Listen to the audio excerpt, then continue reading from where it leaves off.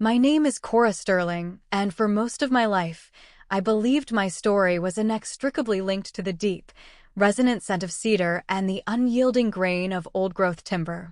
I was born into the legacy of Sterling and Sons, a name synonymous with the lumber industry in our corner of the Pacific Northwest, Port Blossom.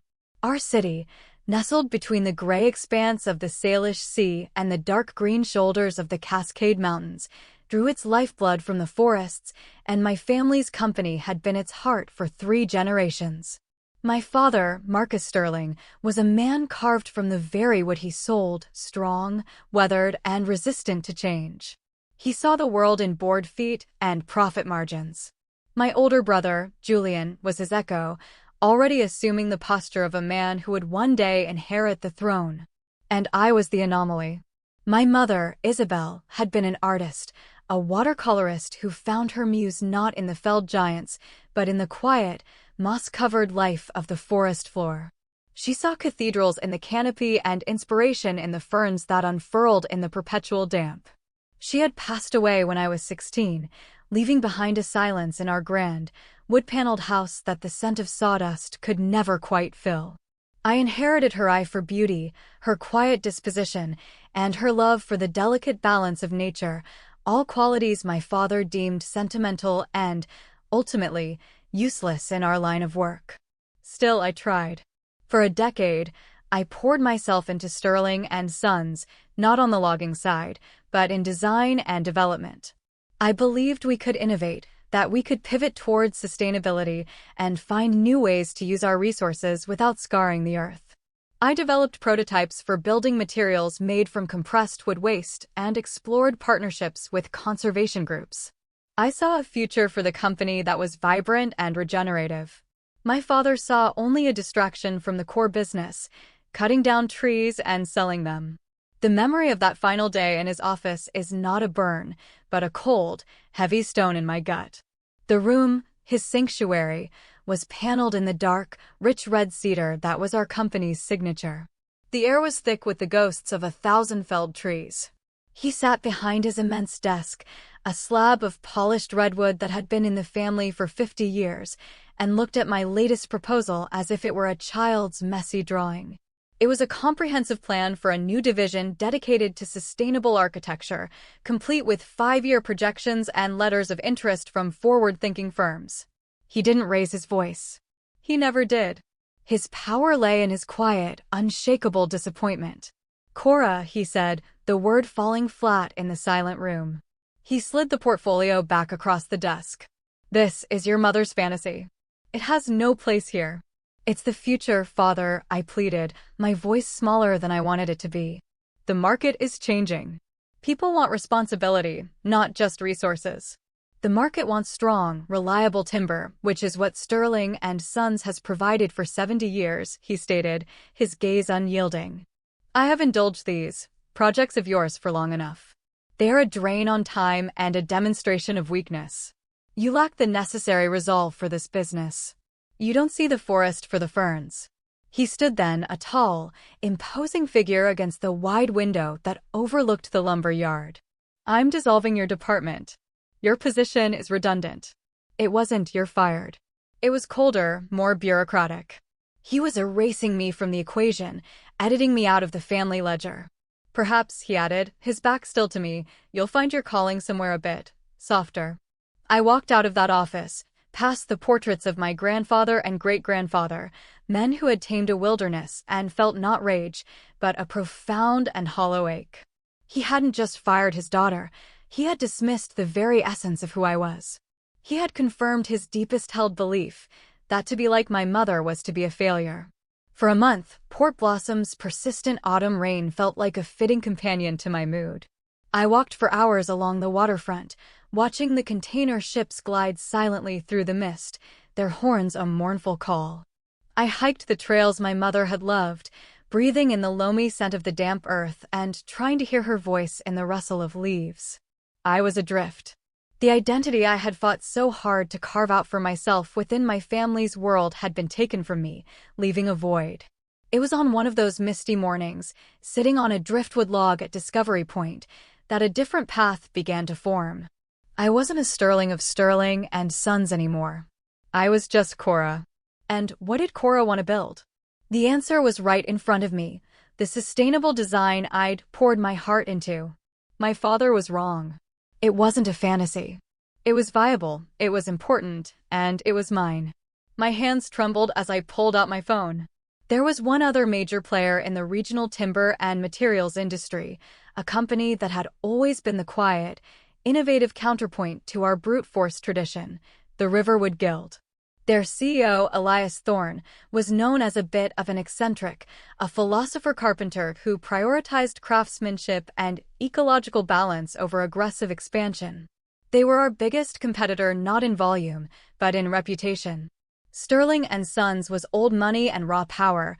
Riverwood was new thinking and quiet integrity. Taking a deep, sea salt-laced breath, I found his contact information. I wasn't sure what I would say, but I knew I had to try. I couldn't let my father's verdict be the final word on my life's work. Elias Thorne's office was nothing like my father's. Where the Sterling and Sons headquarters was a fortress of dark wood and tradition, the Riverwood Guild operated out of a converted warehouse in the city's rehabilitated industrial district. The space was open plan, flooded with natural light from massive skylights. Living walls of ferns and ivy climbed the old brick, and the air smelled of freshly brewed coffee and drying wood putty, not of conquest. Elias himself was a surprise. I had expected an older man, perhaps a stern academic. Instead, he was in his late 50s, with kind eyes crinkled at the corners and hands that were clearly familiar with manual labor. He wore a simple flannel shirt and jeans, and he met me not in a boardroom, but at a large, communal table made of reclaimed Douglas fir. "Cora Sterling," he said, his smile genuine as he shook my hand. His grip was firm but gentle. "I was surprised to get your message. I've followed your work on the sustainable composites for a few years now.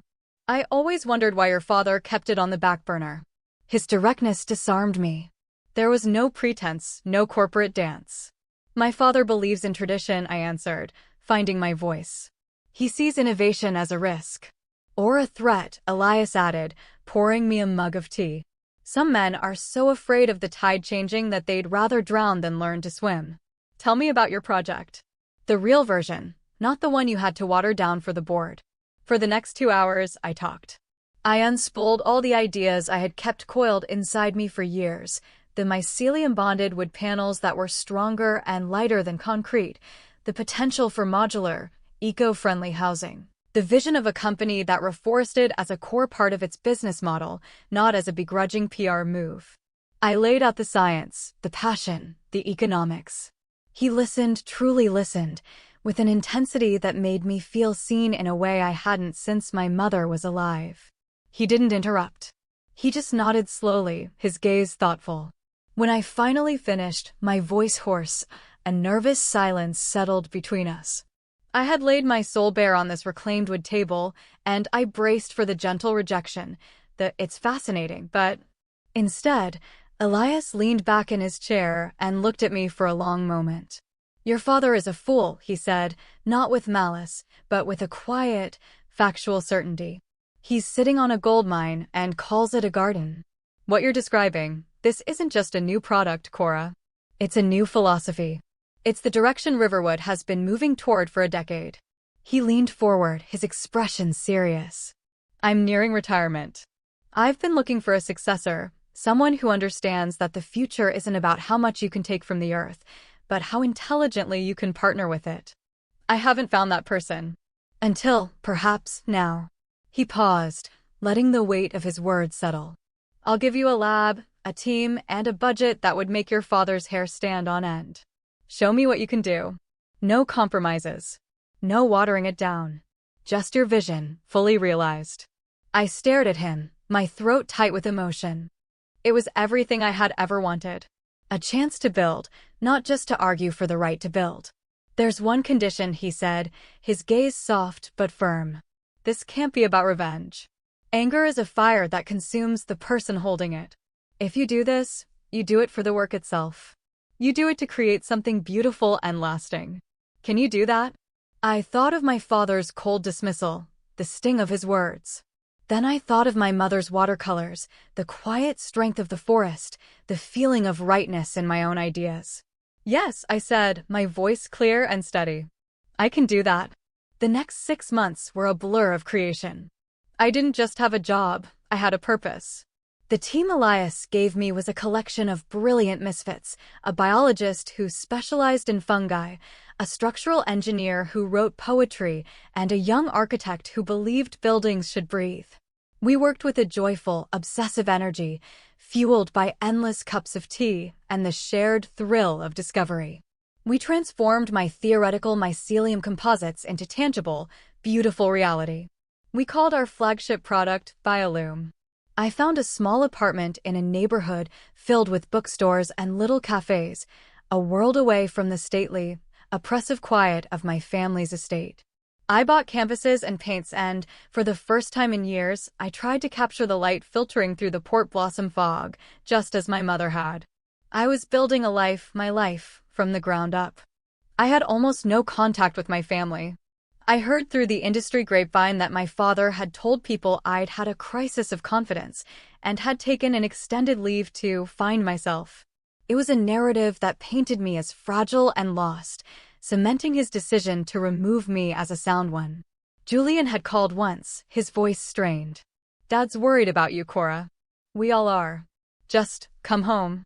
I knew it was an olive branch offered from within the fortress walls, but I couldn't accept it. "I am home, Julian," I'd said gently and ended the call.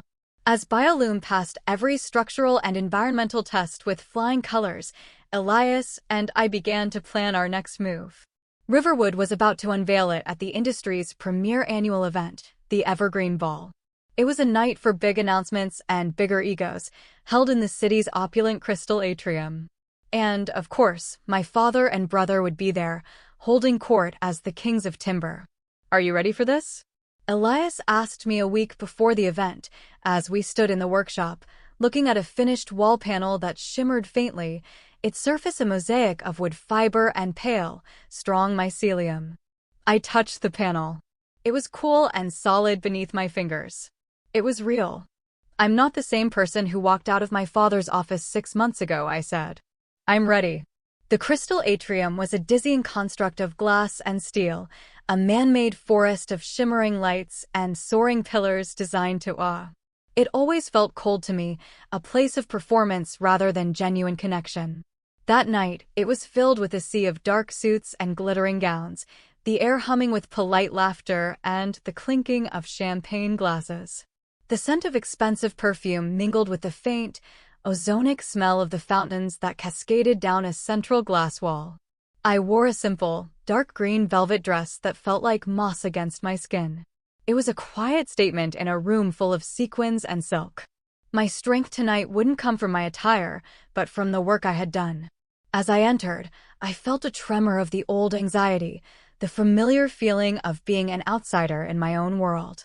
But then I saw Elias near the entrance, his calm presence a steadying anchor. He gave me a small, encouraging nod. "Everything is set," my new assistant, a bright young woman named Lena, whispered as she handed me a program. "The press kits will be distributed at 9 o'clock.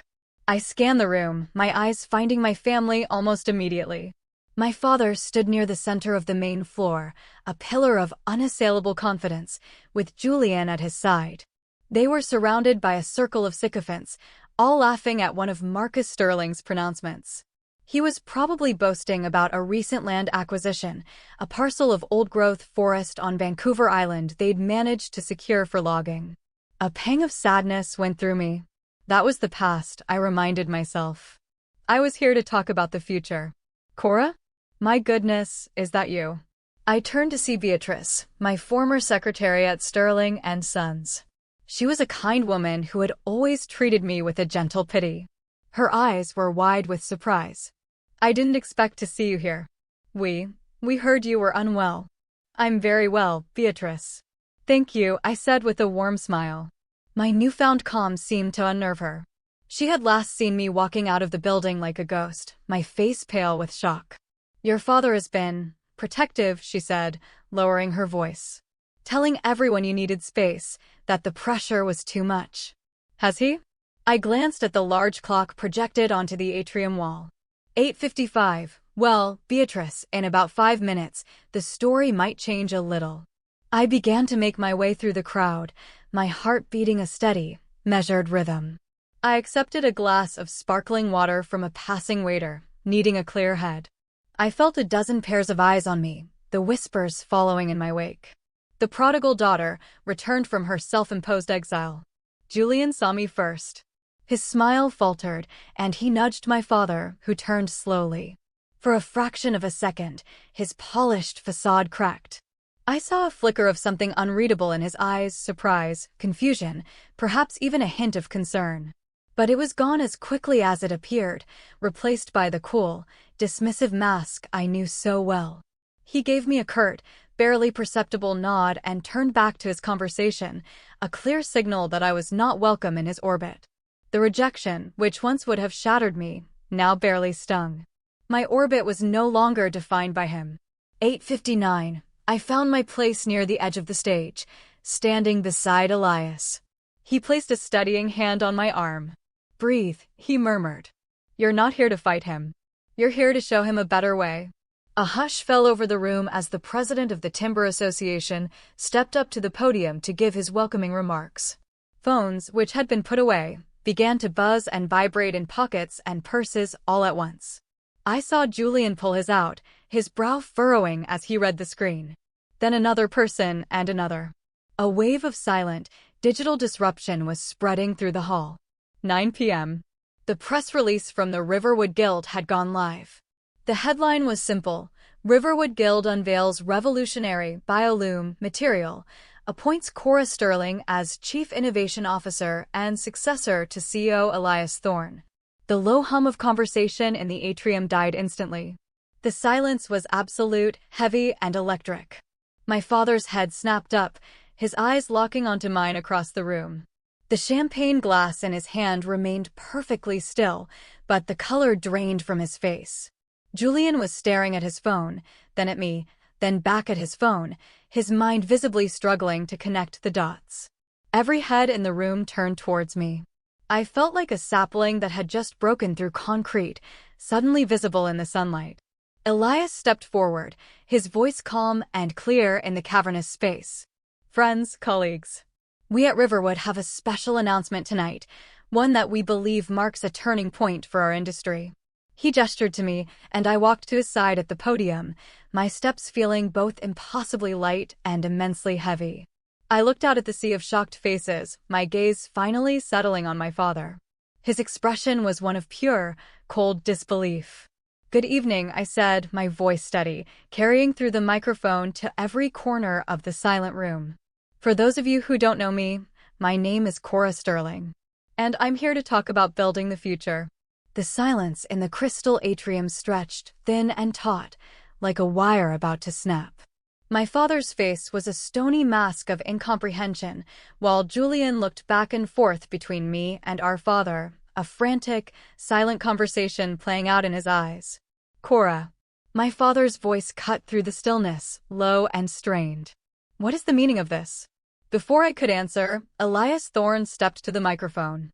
"Allow me to clarify," he announced, his tone radiating a quiet authority that commanded the room's attention.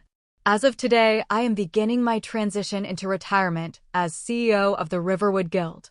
I am thrilled to announce that Cora Sterling will be succeeding me, stepping first into the role of Chief Innovation Officer, with a clear path to take over full leadership within the next 2 years. Her vision will be Riverwood's vision." A wave of astonished murmurs rippled through the crowd. This wasn't just a new hire, it was an anointment. It was a transfer of power. "That's not possible," Julian sputtered, finding his voice. He took a step forward, as if to cross the floor and confront me. "She's been gone. She can't just." "Can't just what, Julian?" I asked, my voice gentle but firm. "Can't have ideas of my own? Can't build something without the Sterling name attached to it?" I gave a small signal to Lena, and the large screens on either side of the stage, which had been displaying the event's logo, flickered to life. An image appeared, a beautiful, light-filled home, its walls a warm, organic tapestry. It was modern, elegant, and it looked almost alive. This, I said, my voice filled with the pride I had never been allowed to feel before, is Biolume, a building material created from wood byproducts and mycelium. It is stronger, lighter, and more insulating than conventional materials, and it is fully biodegradable. It doesn't require us to harvest a single additional tree. It is built from the parts we used to throw away. I watched my father's face. His engineer's mind was working, calculating.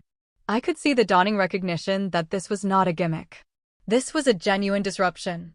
How? He began, but I continued, turning my attention back to the audience. For too long, our industry has operated on a simple, extractive principle: take, process, sell. We have viewed the forests as a commodity, a resource to be managed for maximum yield. But we've forgotten that it is a living system, and we are a part of it. The future of our business, and indeed our planet, depends on shifting from extraction to collaboration. I saw confusion on some faces, but on others, especially among the younger generation of architects and builders in the room, I saw sparks of excitement. Your sentiment is noted, Cora, my father called out, his voice recovering its familiar, condescending tone. He was attempting to regain control, to frame me as a naive idealist. But Sterling and Sons has just secured the logging rights to the North Point parcel on the island. That is real business. That is progress. He was baiting me, trying to pull me into a familiar argument about profit versus principle. But I wouldn't take it. Progress, father? I asked, my voice even. Or a liability? The screens behind me changed again, now displaying a geological survey map of the North Point parcel, cross-hatched with areas marked in red.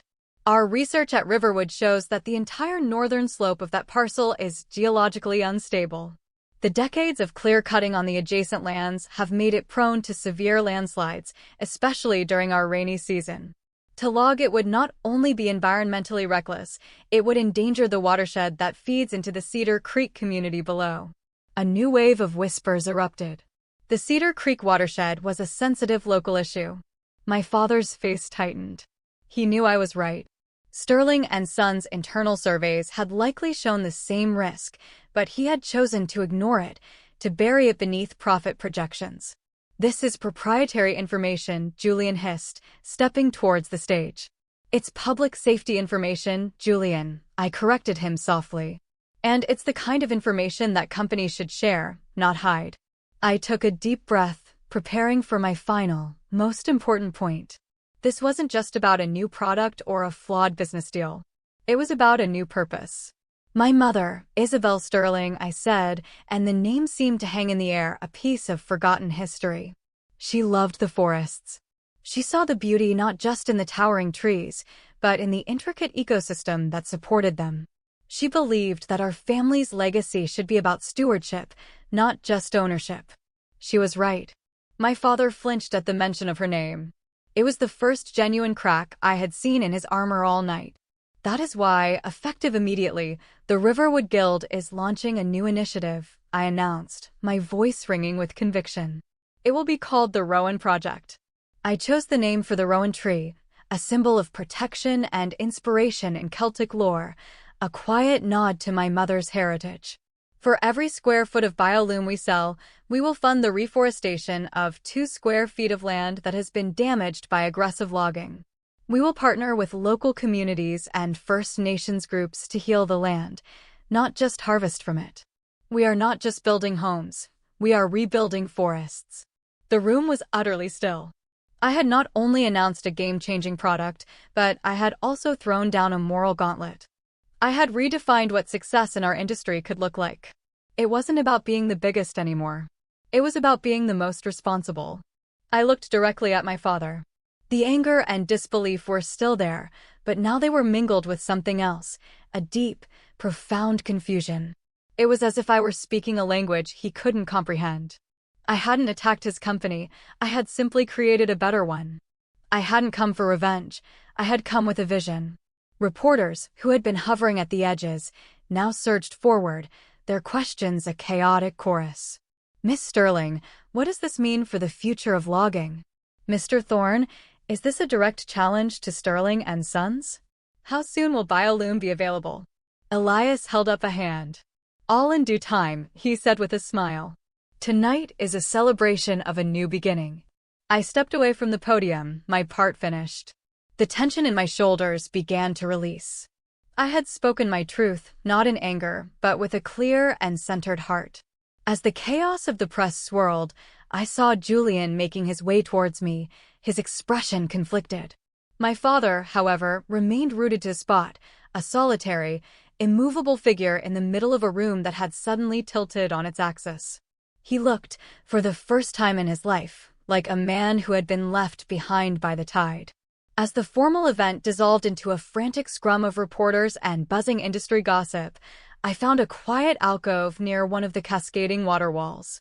The sound of the falling water was soothing, a gentle rhythm against the sharp-edged excitement in the room. I felt a profound sense of release, as if I had been holding my breath for 6 months and had finally let it go. Cora. I turned. It was Julian. He stood a few feet away, his hands shoved into his pockets, his posture uncertain.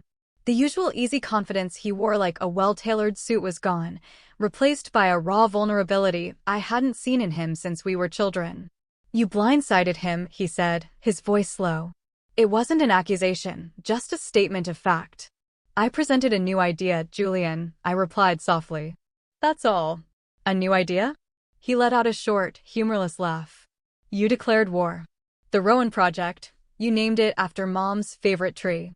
He looked at me, his eyes full of a complicated pain. You're using her against him. No, I said, my own voice tight with emotion. I'm honoring her. I'm building the kind of company she always wished we were. One that creates, not just takes. He was quiet for a long time, watching the water trickle down the glass. He's not a monster, Cora. He loved her. He doesn't know how to value things he can't measure. I know, I said, and the honesty of it surprised even me. I think I've always known that. But I can't live my life by his ruler anymore, Julian. A heavy silence settled between us, the unspoken history of our family hanging in the air. We were on opposite sides of a chasm that had just opened up, and neither of us knew how to cross it. Finally, he looked at me. Be careful, he whispered. He won't take this lying down. He built that empire with his bare hands.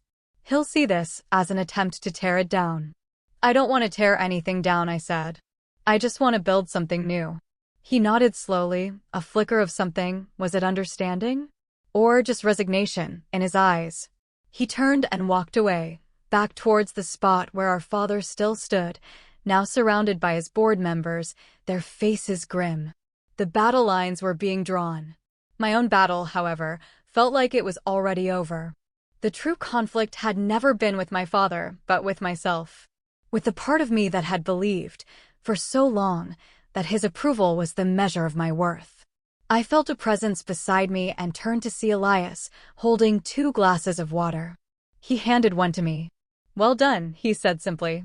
Thank you, Elias, I said, my gratitude immense. For believing in me. I didn't believe in you, Cora, he corrected gently. I just saw what was already there. You did all the work. He gestured with his head towards my father. That must have been difficult. I followed his gaze. Marcus Sterling looked like a great, old tree, still standing but hollowed out from the inside. It was, I admitted. But it was necessary. Not to hurt him, but to free myself.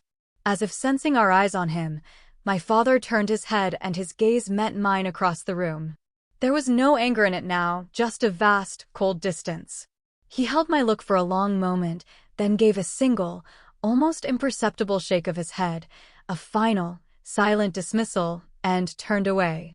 In that moment, I knew there would be no grand reconciliation. No tearful admission of his mistakes. He was too proud, too deeply rooted in the man he had always been. The gentle reconciliation I had hoped for would not be between us, but within me. It was the quiet acceptance that I could love my father, and I could grieve the relationship we never had, while simultaneously refusing to let his limitations define my life. I was setting a boundary not of anger, but of self-preservation and peace. Elias and I left the atrium, stepping out into the cool, damp Port Blossom night. The rain had stopped, and the air was washed clean, smelling of wet pavement and the distant sea. The chaos of the gala faded behind us, and a quiet sense of purpose settled over me. My phone buzzed. It was a message from Lena. The first inquiry for a BioLoom partnership just came in. It's from a firm in Denmark. They want to build a carbon-neutral community center. A slow, genuine smile spread across my face. It was starting. The work was already beginning. "What's your first move as CIO?" Elias asked as his car pulled up to the curb. I thought for a moment, looking up at the sky where a few stars were beginning to pierce the clouds. "I'm going to go for a walk in the forest tomorrow morning," I said. "To say thank you." He smiled, a deep, knowing smile. "A fine choice."